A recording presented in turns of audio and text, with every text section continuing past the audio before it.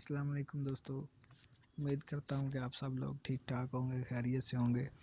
دوستو میرا page subscribe کرنا نہ بھولیں تاکہ آپ کو میری نئی اور معلوماتی ویڈیوز آپ تک پہنچتی رہیں، اور ویڈیو کو دیکھنے کے بعد ویڈیو کو لائک کرنا اور شیئر کرنا نہ بھولیے گا۔ دوستو آج کی ویڈیو میں جو میں آپ کے لیے انفارمیشن لایا ہوں وہ ہے ریلوے ٹریک پر بجری کیوں ہوتی ہے۔ کیا آپ جانتے ہیں کہ ریلوے ٹریک پر بجری کیوں ہوتی ہے؟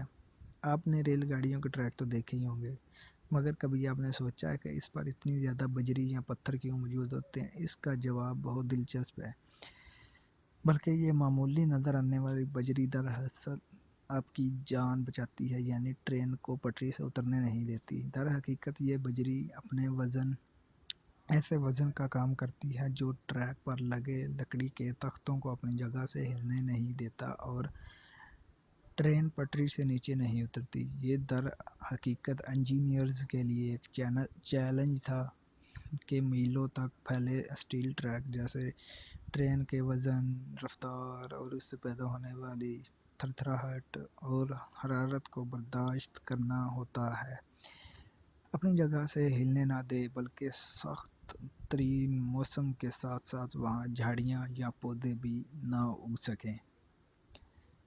تو اس دلچسپ مسئلے کا حل لگ بھگ 200 سال قبل اس بجری کی شکل میں سامنے آیا، اور جب اس سے کوئی تبدیلی نہیں آئی، اس زمانے میں انجینئرز نے خالی میدان میں ٹریک بچھانے کے بعد اس کی بنیاد کو اتنا بلند کیا کہ پانی میں ڈوب نہ سکے، جبکہ بنیاد کے اوپر بڑی مقدار میں بجری کو بھر دیا، جس کے بعد لکڑی کے تختوں کو لگایا گیا جو کہ 9 انچ چوڑے اور 7 انچ موٹے تھے۔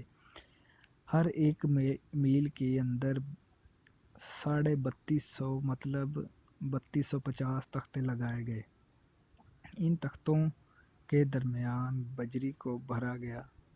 پتھروں کو تیز کونوں تختوں کو پھسلنے سے روکتے ہیں اور وہ اپنی جگہ مضبوطی سے لگے رہتے ہیں۔ تو یہ صدیوں پرانا عمل اب تک انتہائی مؤثر ثابت ہوا ہے اور لوگوں کو ہزاروں میل کا سفر کرنے میں مدد دیتا ہے، اور کوئی بھی موسم ٹرین کو چلنے سے نہیں روکتی۔ تو یہی وجہ ہے کہ دوستو ٹرین جو ہے وہ بارشوں میں بھی کے موسم میں بھی چلتی رہتی ہیں، سیلاب میں بھی چل سکتی ہیں اگر ٹریک خراب نہ ہوا ہو تو دوستو امید کرتا ہوں کہ آپ نے ویڈیو کو پسند کیا ہوگا۔ ویڈیو کو لائک کرنا نہ بھولیے اور پیج سبسکرائب کرنا ضرور سبسکرائب کریں تاکہ میری ویڈیوز آپ تک پہنچتی رہیں۔